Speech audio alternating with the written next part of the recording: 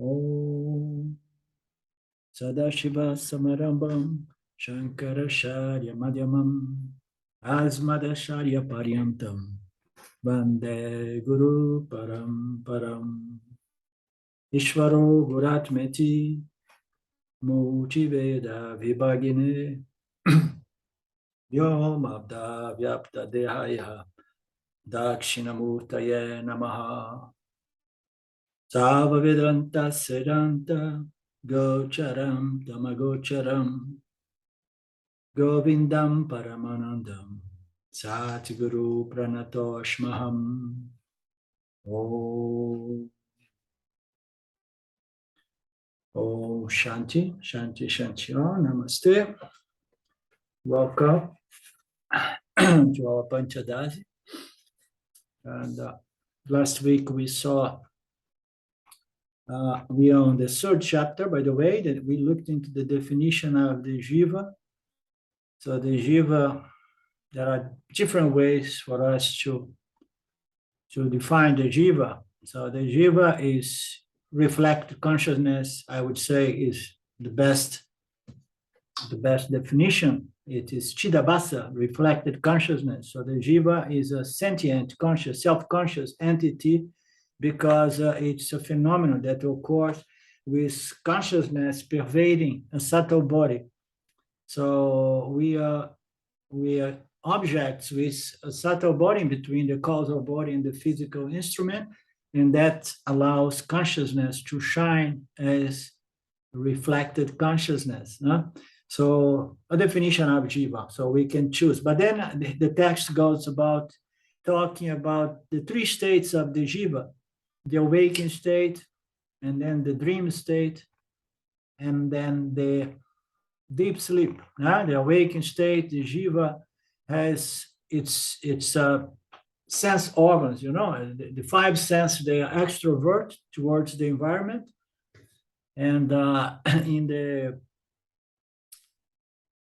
deep sleep, in the dream state, it is introverted in a way that consciousness is going to shine what? It's not going to shine the world outside, but it's going to shine one's mental, emotional contents. So whatsoever we have in there, it shines as a dream state of experience, kind of, and that is another aspect of the Jiva. The first one is the awakening Jiva, the waker, the Vishwa. The second is the Taijasa, the shining one.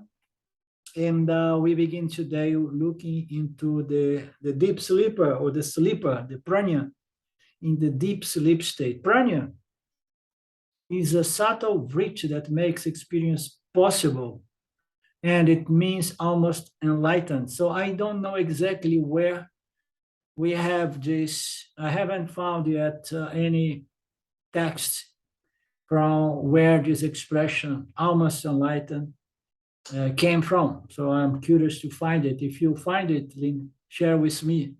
Okay. So I heard that. But I have a question, even in this first sentence. A subtle vritti, and a vritti is something that occurs in the mind, is it not? Yeah. And so so here we are in a causal. Do we really mean a subtle vritti or a causal vritti? I don't know. Vritti doesn't. Well, I'm confused. The subtle vritti here does not refer to the subtle body, but it means to say that it's so subtle that it's subtler than the subtle thought I am from the conscious state of the Jiva. You understand? So it means it is a super subtle vritti. Vritti means a modification in consciousness appearing as the I thought. In the case of the Prajna, this I thought is extremely subtle. It's so subtle that it's not really self-conscious. You understand? There is consciousness there. There is a very poor reflection, let's say. Why? Because in the sleep state, in the deep sleep state, there is the condition of the subtle body is influenced by a lot of tamas. So what happens in the deep sleep state, the subtle body, which is the reflecting medium, it is dominated by more tamas and less rajas and sattva. Okay, there is some sattva in there. That's why there is a vritti, very, very subtle, extremely subtle. Okay, almost intangible, no? So there is some sattva, there is some little bit of rajas in there. Why I say that there is some rajas in there? Because the mind is there, the subtle body is there, and we see the subtle body, we have the pranas and its systems. And that system, the pranic system keeps the body alive while we're in deep sleep. You understand? So there is some Rajaguna there, there is some Sattva, but very little, and a lot of Tamoguna. Okay? So therefore, this reflection that occurs in the subtle body is almost invisible. It's almost unconscious. So there is no fine line between subtle body and causal body. You understand? A clear cut line. Okay. So it's just that the subtle body is going to produce a sentience, which is more self-conscious and it's more cognitive. You know, it's more intellectual. It's more clear. Okay. I am. So, and then as we begin losing sattva, because we need to develop tamas in order to fall asleep. We know that, no? So and then more tamas. And then what happens with this human sentience? It starts fading, no? But yet there is a very subtle entity there, which is the prana Jiva, no? which is almost enlightened, but almost completely unconscious. So it is almost enlightened because it is experiencing something close to the nature of the self, which is the lack of limitation, the lack of duality, limitlessness, because it is experience, you know, the absence of subject object. It's in several texts says that it is an ocean, indifferentiate oceans of tamoguna, okay? Indifferentiate ocean of tamoguna that allows us to have this pranamaya, this anandamaya experience of satisfaction. Why? Because the sense of limitation goes. The sense of limitation comes with duality and the identification as the body of the Jiva, the experiencing entity. And then there is a sense of limitation. And then when we fall into deep sleep, we experience this I that is the closest thing to the sense of limitlessness that is attribute to our original true nature, which is experienced by the yoni during the awakened state, you know, for as long as its mind is holding this knowledge and neutralizing the upcoming of rajas and tamas, disturbing the mind, you understand? So it is, what is a superior state? A superior state is the state of the yoni in the awakened state, because although there is some disturbance of rajas and tamas, they're producing projections and veiling, still there is enough sattva holding the knowledge, you understand? And neutralizing any sense of I am limited, you know, I am the body and I am small and there is something lacking and so on. So I don't know if I did answer your point, if I clarified your point, Lynn. Beautifully, thank you. Okay. So prana is a subtle vritti, a subtle thought that makes experience possible. And prana means almost enlightened. So it's said here that the word prana means almost enlightened. That's what I would like to get a little bit more of understanding, you know, if this almost enlightened is the real meaning of prana and whatnot. So I'm curious about that, you know, because we all know that we feel, you know, I'm gonna share something with you guys. I have never enjoyed so much as I do nowadays my deep sleep. Okay, deep sleep, the night, when the night comes, I'm so happy, every night, and I go very early to bed. I mean, now Sylvia is not here, so it's already more than a week. And then I do my things, and then when it's do some work after I have my supper at 6:30 p.m. And then I'm already looking forward to go to my beautiful bed upstairs. And then I go there and I start reading something or watching something. And then next thing I know, I start falling asleep. And it's delightful. And then I also enjoy that peace of deep sleep in this silent place here in the middle of nature. And then I enjoy the 3 and the 4 in the morning that my mind start awakening. And then I start experiencing the twilight kind of mental state, which is also beautiful, It gives us nice insights, the twilight, not those little, a little dream and then sleep and then a little dream. And then I keep doing that until 5 or 6. And then I say, oh my God, now I can't stay any longer in bed. I must get up and start preparing breakfast. But the most enjoyable time for me is the night, strangely enough, I never thought that I was going to enjoy so much the sleep, the night. So one feels all my problems go away, and there is no sense of anything that needs to be solved. I feel like full, complete, yeah, almost enlightened, as we say here, yeah? Prajna. Yeah? It's said to be almost enlightened because it experienced the limitlessness of consciousness, which is the nature of consciousness. So there is no bliss in the sense that when we go into deep sleep, we are blissful. No, we don't have any sense of lack or limitation, you understand? There is peace.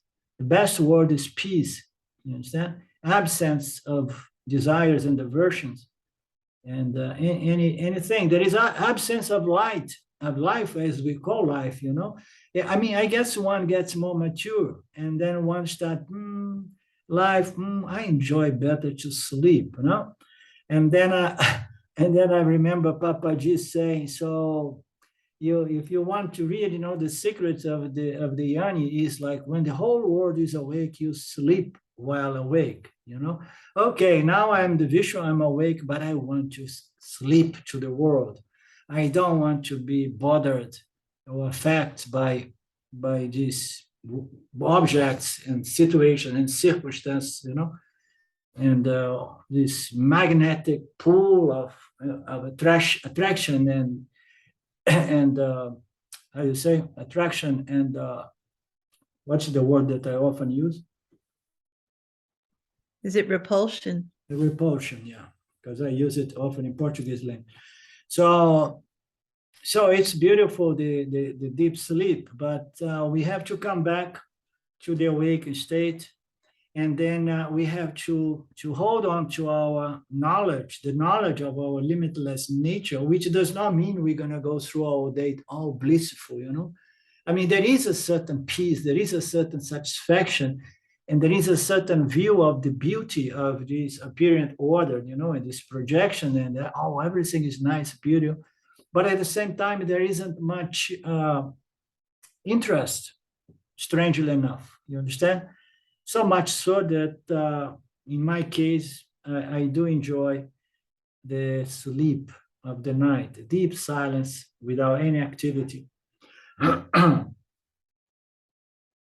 So going back to it's almost enlightened because it experienced a sense of limitlessness, a sense of no duality, okay? So, and that is peace. There is no sense of duality, and there is only one ocean of tamoguna producing this vritti that is unconscious. Yeah, basically speaking, it's an unconscious vritti but somehow it's more like subconscious because we know that we are there, we enjoy the experience, therefore we know that we are there experiencing something. You experience what? Non-duality, or experience a sense of limitlessness, okay? So, which is the very nature of consciousness, the very nature of awareness. But unfortunately, everybody is almost enlightened during the deep sleep, but we don't get enlightened. Why? Because our faculty, of our intellectual faculty, is suppressed. As we know, the subtle body has different functions. Again, the subtle body is a reflecting medium. And among the functions, there is the determining, deciding, choosing, and discriminating faculty of the intellect. Is through that faculty of the subtle body that we can learn and grow. So we don't learn from that experience of non-duality. Why? Because the intellect is suppressed. There is not enough sattva guna operating to produce sentience, conscious sentience to the jiva. I am and I know that I am, So it's not there because there is not enough sattva guna. Therefore, the intellect is kind of suppressed. So we are almost enlightened, but we never get enlightened because there is no intellectual faculty available.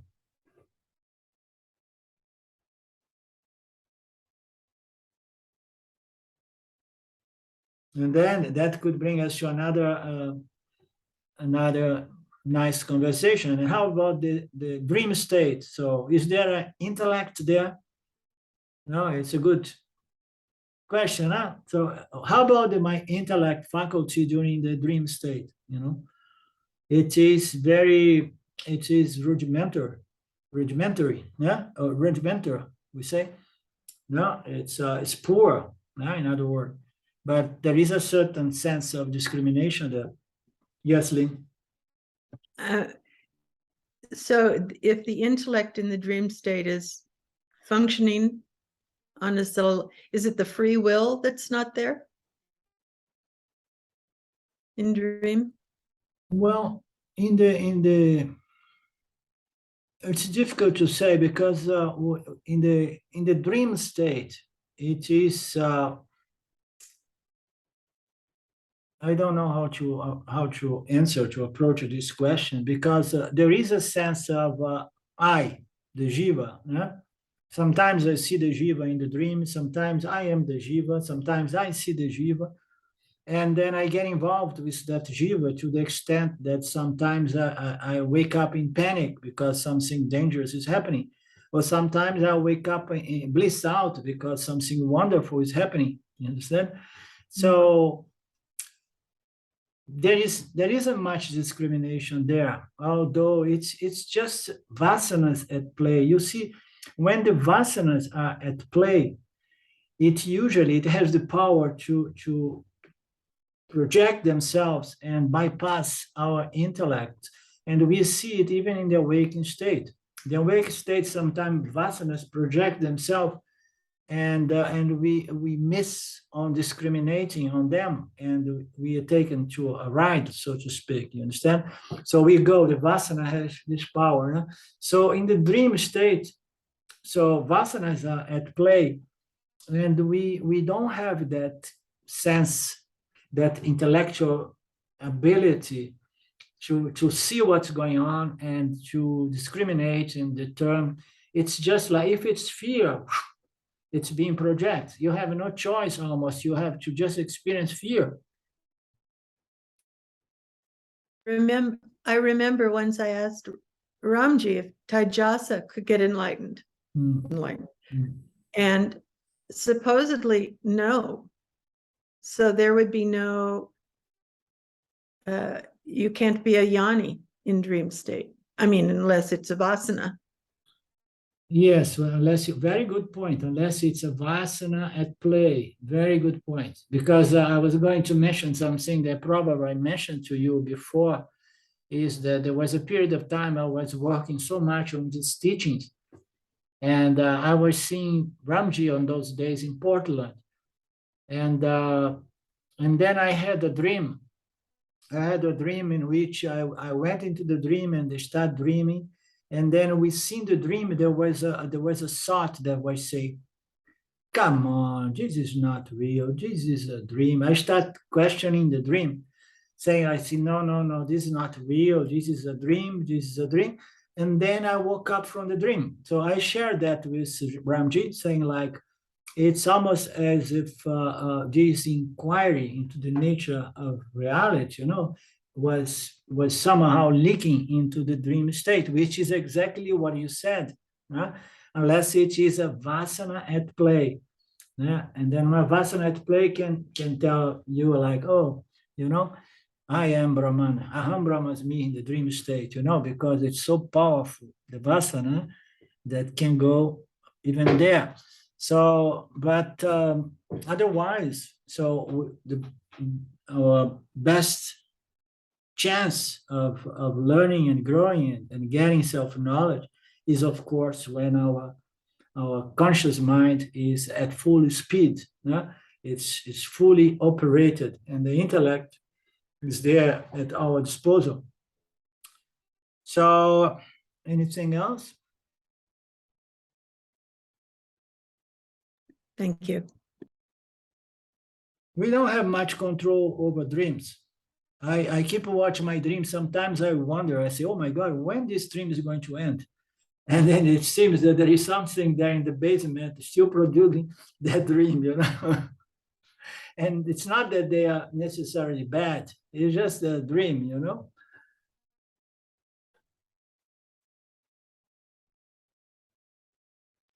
They have their Shaktis, don't they?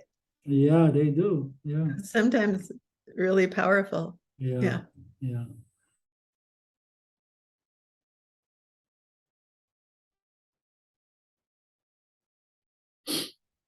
Okay, where are we? It's almost enlightened. In deep sleep, Jiva's subtle body and its personal causal body, which store its vasanas and produce its karma, is subsumed into Ishwara, the macrocosm causal body, the deep sleep state. So this is a very profound statement. When we talk about that, for me, it's always, something amazing. It's when we go into deep sleep, as if the subtle body, because our individual nature is mostly established in the conscious mind as the individual entity, the individual soul. My thoughts, my feelings, my history, my life. So my physical body, my knowledge. So all of that happens in the waking state, in the subtle body. And then when we lose our sense of individuality, we, as if the subtle body would shrink back or roll back into the causal body. And then when we become a causal body, it somehow is often presented. We roll back into the macrocosm causal body. It's like there is the overall soul, meaning to say the mental, the existence of all beings in this macrocosm causal body, in which all of us rest. We rest in Ishwara as the macrocosm bodies of all vasanas. But somehow there is an account for every individual soul, but the individuality is only experienced when it again comes back and shines as in the subtle body as an individual. You understand? We shrink back into causal body, into Ishwara, and then we come back into individuality. And then again, we shrink back into the macrocosm causal body. We are subsumed into Ishwara, the macrocosm causal body, which is the seed, potential seed, deep sleep state of the universe. Everything is there. But it is in potential seed formation or condition or state.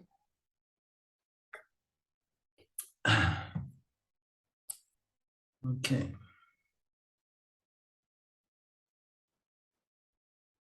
Deep sleep is the presence of pure tamas. Rajas and sattva are suppressed in it. There is no sense of individuality.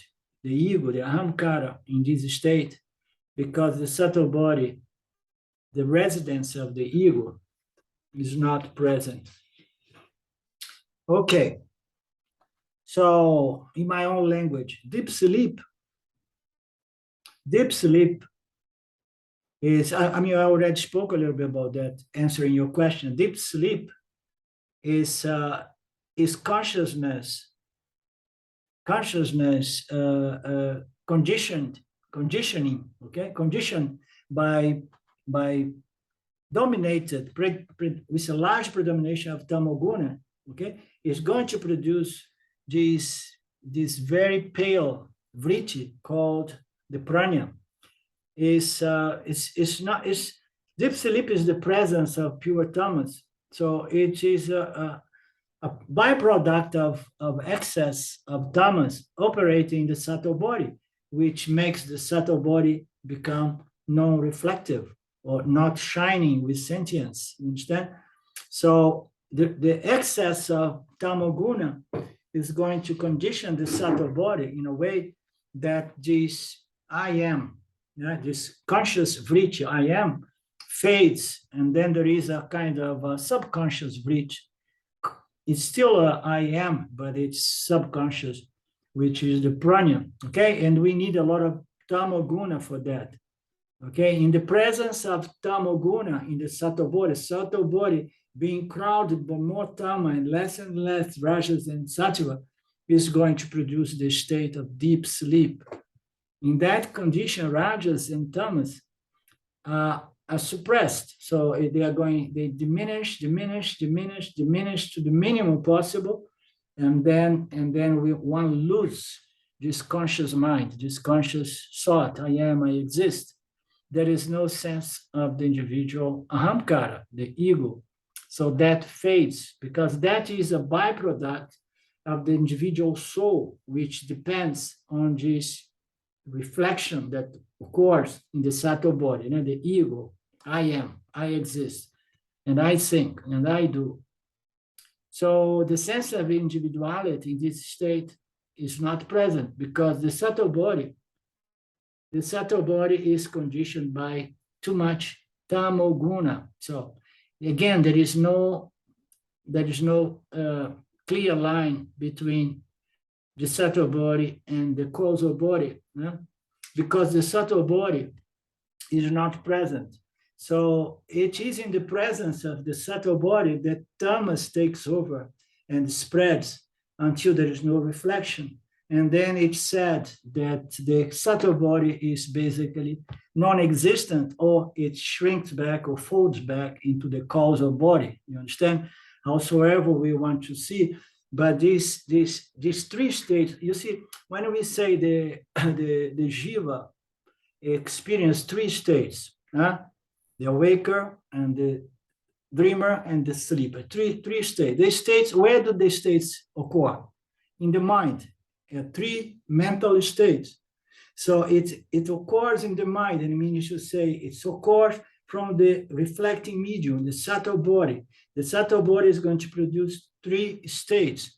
So the only thing is when it starts producing too much tamas, and then the reflection fades.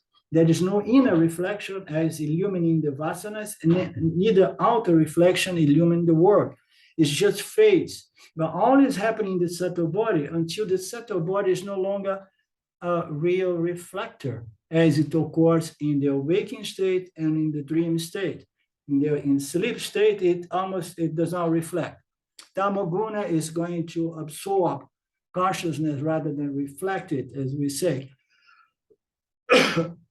Okay, so the subtle body is almost, it loses its power to shine with consciousness or reflect consciousness. Instead, it absorbs consciousness and not producing any sentience, conscious thoughts. I am, I exist. It's more on those lines. Anything from you guys?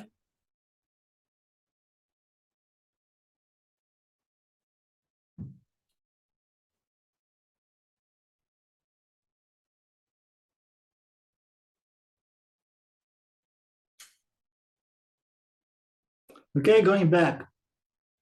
The Jiva has three states. All the three states, they are mental states. They happen in the mind. Okay, so and what characterizes these states is the proportions of the three gunas. You understand? And then when we have, and we know that the subtle body has a lot of sattva guna because it is a reflector. It has to have a lot of sattva guna. But then the proportions can be different. You understand? And then when we go into the deep sleep states, so tamaguna start taking over. And then the reflecting medium does not reflect either to illumine outside nor to illumine one's vasanas. It's somehow, it happens some things that there is no sentience being produced somehow, you understand? And then we call that the ego is not present. Of course, the intellectual is not present, the emotions are not present. All these functions of the ahamkara are not present, except what? The pranas. The prana system is still there, keeping the body-mind complex in balance, alive, and so on. The five sense, the organs of perception are shut down, It's only the pranas are there keeping the body mind, alive. The dream state has two aspects. The awaking dream and the sleep dream.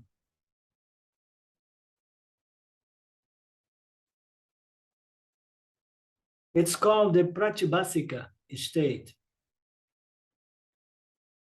the subjective state of reality. Okay, the dream state, as we know, it's a dream state. Okay, it's somehow the mind makes some projection or having some views of phenomenal objects and so on. So one thing is what is there, and another thing is our views and interpretations. So this is the dream state, the subjective state, the individual state. Every one of us have our own subjectivity, which is our vasanas, our notions, our knowledge, our experience. All of that is going to build, our biases and our causal body with our latent tendencies and predispositions and tendency to see things in a certain way. So all of that is very unique and individual. Okay, so it is the subjective individual state of every individual, So the dream state has two aspects: the awakened dream and the sleep dream. So when we are sleeping, we dream, and when we are awake, we also dream. It's called the pratibhasika state, the subjective individual state of each jiva. It is Jiva's creation. It's creation. There are two ways to understand Jiva's creations. One is the way I create my own reality. We all know how to do that. There is so much of this talk in the New Age spiritual circles. So everybody creates their own reality because everybody is viewing the world according to one's vasanas, one's subjective content. Okay, predispositions and tendencies and views and knowledge. So we interpret, we view the world according to all these tendencies. Okay, so everybody's creating their own reality. It's Jiva's creation, Shrist. It does not mean that you can create a wonderful reality unless you have done a huge cleanup in your vasanas, develop such a beautiful load of vasanas and good attitudes, and then you create a reality. What is create a reality? Oh, okay, now I see reality positively. Before I was seeing, not reality, the world positively. Now I see the world, this apparent world, positively. Okay, so it's our creation, our view. It's our interpretation of the world. In the dream state, whether the Jiva is awake or asleep, okay, in the dream state, in the awaking dream and the sleep dream, vasanas are influencing how reality is interpreted, how the world is being viewed and interpreted by the individual Jiva. Huh? This is something that we heard a dozen times or more, and we all understand that. Huh? So this is the Pratibhasika reality, so to speak.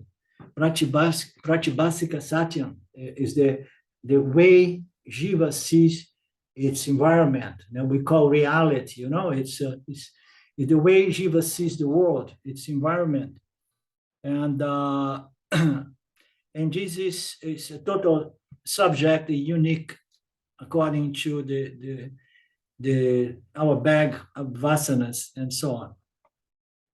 So either in the waking state or sleep, we are creating our reality because our vasanas influence the way we view and we interpret reality. So Ishwara provides the world for the Jiva's view and interpretation. Ishwara does not provide the interpretation of the view itself. So it is very nice. Now we have this reality, we call reality, this apparent reality, which is in that case the Vyavaharika, Satyam, is the projection of the elements, okay? So we have it there, and then the Jiva comes, and the Jiva says, oh, okay, thank you, Ishwara. Your Pratibhasika is wonderful. I'm on the same page with you. I see exactly as you see, as you create, But it's not really possible because we are moved by vasanas and we're going to perceive reality differently. I mean, it's one of the most amazing things. I mean, no two individual beings are going to have the same view of things, not even husband and wives after decades of life together, because we are unique in our subjectivity.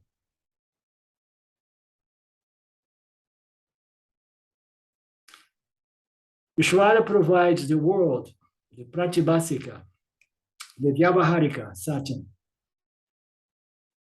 But the Jiva has to view it according to its filters or vasanas. And ultimately, everything is Ishwara, all is Ishwara. It's all Ishwara. So Ishwara provides the world, the universe, okay? And then what happens with Jiva? Jiva is integral part of this projection. Ishwara projects what? Projects the universe of inert objects, and within this universe, there are some inert objects called the human Jivas and all other Jivas, okay? So the only difference is that these inert objects, because they are made out of the same 5 elements, there is something that happens that they start shining with reflected consciousness, okay? So Ishwara is going to produce Jagata, and Jiva is integral part of Jagata. All is Ishwara because Ishwara projects everything. Ishwara extends itself as the creation, and within the creation, the Jiva is there, is integral part of the creation. The Jiva in its material, substantial nature is Ishwara because it is the creation. It is Pratibhasika. It's Vyavaharika, the element. But then something happens within Jivas, that's the most amazing thing. It becomes sentient. And then once it is sentient, we have to say, so is Jiva really integral part of Ishwara? Okay, is it really all Ishwara? And then here there is a passage that says that ultimately all is Ishwara, but to get to that understand, which is very, very tantamount to moksha, to self-knowledge, the Jiva has to understand its oneness with Ishwara and its difference from Ishwara. So in which way Jivas, integral part of Ishwara as the Jagat, okay, as the Vyavaharika Satya, so in my substantial nature. But then in my reflective consciousness, I am still, I have the same nature of Ishwara, but my nature is not anymore the five elements. My nature is consciousness. Ishwara is a beautiful reflection of consciousness as pure sattva, pure knowledge. I am okay reflection of consciousness with a mix-up of knowledge and ignorance, but still I have enough, if I have enough sattva and the help from the scriptures, I can grab and retain the understanding of my nature as the same consciousness that is reflecting pure sattva, producing Ishwara. So we have two different reflectors and then two different beings. One is individual being, another is the Lord of this universe. So in another way, we can say that it's all Ishwara. Jiva, in its substantial material nature, is the elements of Ishwara. And then Jiva, as the I thought, as consciousness, as sentience, it still shares the same nature of Ishwara as consciousness. So everything is Ishwara. And it's important that we understand that we are integral part of this body, of this universe called Ishwara. And we need to bring Ishwara into this understanding so that we can develop certain qualities or qualifications, you understand, that helps us to do this inquiry and understand that I'm made of matter, the five elements, but I'm made out of consciousness or spirit, and Ishwara as well is made out of spirit, which reflects as pure knowledge, and then it growths to become the five elements. So we can see how important it is to bring Ishwara into our lives, in the understanding of our lives, okay? And then the Jivas has to understand in which way it is the same as Ishwara, in which way is different from Ishwara, so that can be free from both. And then it can understand that furthermore, I am something other than Ishwara and Jiva. I'm free from the Jiva itself, and I'm free from Ishwara because I know that all is Brahman, which is beyond the concept of all is Ishwara. In the manifest here, everything is Ishwara too, but in reality, all is Ishwara one or Brahman. So it should not give us the sense of being superior to Ishwara, as we say, oh, I am Brahman, and Ishwara is just apparently real, it's just an object, and so on. So we should not develop that, because furthermore, Ishwara it's not only a self-knowledge, it's self-realized being made out of pure knowledge. And he knows that he is Brahman, he knows that he's the source of consciousness, and he's all-knowing, and we just know very little. We know so little, but yet we have the potential to know that we are made of the same principle, the same nature, called Brahman or Satchitananda as Ishwara.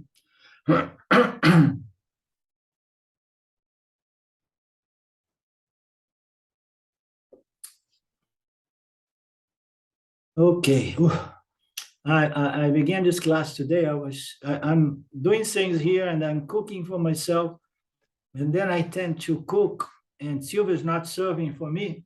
And then I put too much food and then I end up eating more than I should. She used to regulate the portions of my meals. And then I came here, I was so tamasic.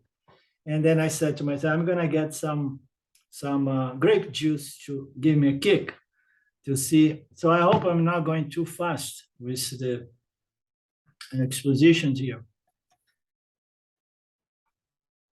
because I went from Tamas to Rajas. Anything from you guys? Wives are so civilizing, aren't they? Huh? Wives are very civilizing. Yeah. You miss Sylvia, I can tell. Yeah. Definitely. Sweet.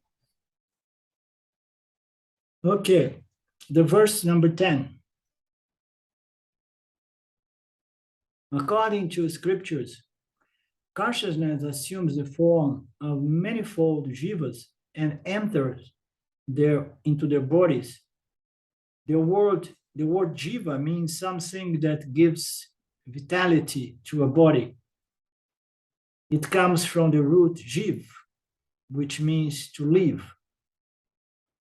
So this is a nice different definition of the word jiva. In this case, jiva means that which is alive. And when we look into what we know, what we understand to be jivas, is every object in creation that is alive. It can be plant, tree, it can be just an insect or even a parasite, a germ. Anything that is alive, we know this concept. Oh, geez, you say you're looking under the microscope. Oh, it's alive. So it's someone who is alive. It's a jiva. So the word jiva means something that gives prana or vitality to a body. Okay, and it comes from the root jiva, that which lives. And the definition is jiva means something that gives vitality to a body. It does not necessarily mean does give intelligent sentience to a body, because there are a lot of jivas that do not have much of conscious thoughts or intelligence, but has this vitality that allows that body, whatsoever body, to be programmed to interact and to preserve its liveness, because everything is striving to survive, to stay, to live, and to procreate. So it comes from the root jiv, that which lives. According to the scriptures, awareness assumes the forms of jivas. Okay. Thus, awareness, thus consciousness assumes the forms of the universe. So yes and no, because if we read literally, it says that consciousness is somehow reaching out and become all namarupas of the universe. You understand? It's assuming the forms of all namarupas, which is not the case. The namarupas is something else that is projected by Maya in consciousness on the screen, on this mirror of consciousness. So awareness is not really reaching out to assuming all namarupas, all forms, and all jivas, and much less entering their bodies, because consciousness is not a doer. It does not move. It's a karta. So in this verse, the word jiva means the awakened state entity. Okay.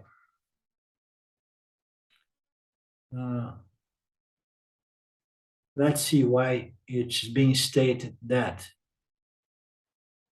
So in this verse, it means that Jiva is the awakened state entity, not the sleeper or the dreamer. There is no actual entry, because awareness is all pervasive and it's not a doing, a moving thing. It's always present, all over the place, never moves. It is a block, a solid, limitless ocean of Satchitananda. But then Maya makes it seem as if consciousness comes from somewhere and then enters and vivifying living beings. Okay, it appears that way. So why does this appear that way? Because we know consciousness is all pervasive. It's all over, It's a notion of Satchitananda. And then it appears that it enters in certain beings, in certain objects, and then these objects, they become alive. Okay, it's not that it enters, it is all over. You understand? It's just that some objects develops a subtle body. Okay, so the object developing a subtle body, and then consciousness is going to shine exactly like electricity that is running through the walls, but it only when we turn the switch, it's going to appear as light. But electricity is all over the house, but I cannot verify electricity unless I turn on the light, okay? Or I turn on the fan, or so on. The same way, consciousness is not going in or out of anything. It's just there. Wherever there is a subtle body, and the subtle body is going to be enlivening the physical body only for as long as it is anchored in a physical body. Physical body is an instrument of transaction, of interaction with the Vyavaharika. Yeah? And then we have consciousness is all the time there. And then every time there is an object in which there is a subtle body anchored to a causal body, to a physical body, and then consciousness is going to appear as enlivening that body. You understand? And then so it entered the body, it left the body. It entered the body? No, it does not. What enters the body? What enters the body, which is not really entering the body, well, we could say that, is the subtle body, because subtle bodies are the souls. Yeah, it's every one of these Jivas, even in the vegetal realm, it's said to have a soul that again takes a physical form. So every time there is a soul, there is a subtle body coming in contact with a physical instrument, and then that physical instrument becomes alive. We see it. Sometimes I'm growing some vegetable here, and the little thing is doing well, and then one day it looks a bit ill, and then I say, oh, it's not going to survive. Something happens, I don't know, that it starts getting ill, and then the little plant go, and the others are alive and doing well and growing, and then they're going to give some fruits, but some do not make it. Somehow, why? Something that was there attached to that physical expression start fading for some reason, and then that becomes just dead matter and goes back to the earth. So there is something that's in there, and what is in there is the subtle body, okay? The subtle body is going to give vitality to the physical body. Huh? So Maya makes it seem that consciousness comes from somewhere and enters the object, yeah, making it a live being, a sentient creature, yeah, something that lives. Yeah? So it's consciousness. No, it's subtle body that is doing all right, and it's good association, it's good contact with the physical expression. And then if it breaks, and then the physical expression starts decomposing, and the subtle body leaves. So what goes in and goes out is the subtle body. The entry may be properly thought of as a reflection or pratibimba. So the entry is, the Chidabhasa is a nice way to describe the Jiva. Chidabhasa, a reflected consciousness. Pratibimba is another way, is pratibimba, is a reflection, pratibimba chaitanya, a reflection of consciousness, okay? So what enters, the entry may be properly thought as a reflection, but a reflection is going to occur only if the subtle body is in association with that physical expression. And then there is a reflection, there is consciousness, and then when you see, you have a living being, okay, which is according to its program, striving to survive and grow and fulfill its purpose. Huh? The subtle body is made of sattva, a material substance created by Maya. that's capable of reflecting consciousness so that the Jiva is sentient and alive. It moves by the power of rajas. Everything here is so rich. So the subtle body is made out of sattva, we know. It's the reflecting medium, and it's highly sattvic. Otherwise, it would not be a reflector to produce reflected consciousness. It needs to have a lot of sattva. Sattva, a material substance created by Maya, that is capable of reflecting consciousness so that Jiva becomes sentient and alive. It moves by the power of rajas. So the Jiva moves by the power of Rajoguna.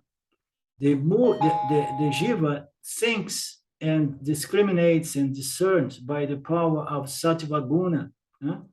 And the Jiva develops its physical structure, this instrument of interaction, through the power of Tamoguna. So these three gunas combined are going to bring about the subtle body and the physical body.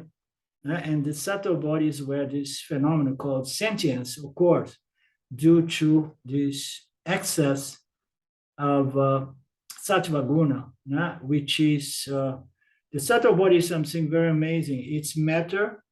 It is very subtle matter, but still it is matter. It's made out of energy, and energy is subtle matter, as we often say. And then there are energies, and there is some energies that are so subtle that being in contact with consciousness, immediately it shines with consciousness or reflected consciousness. Okay, so it shines. I like this metaphor, this construct that consciousness is all over, and then when it comes in contact with these energies, called the subtle body, which are hooked or connect to the physical instrument, and then it produces the sentience. And the sentience is not limited to the human sentience. So every one of these jivas, even the virus, they have a certain sentience, okay, a way to respond to its environment. Okay, we're going to stop here today.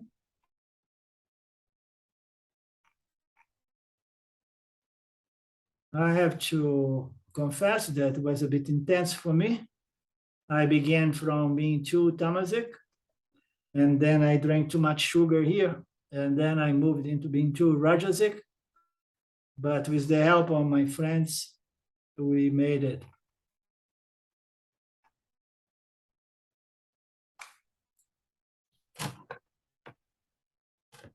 So when it says that Jiva is sentient and alive, and Jiva moves by the power of rajas, so we move by the power of the pranas, okay?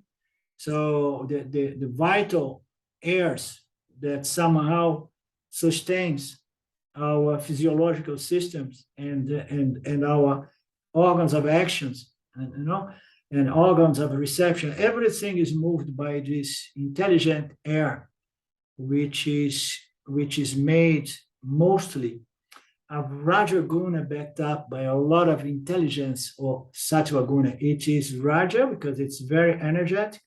It's subtle, but it's not as subtle because it's already on that level of air. You understand?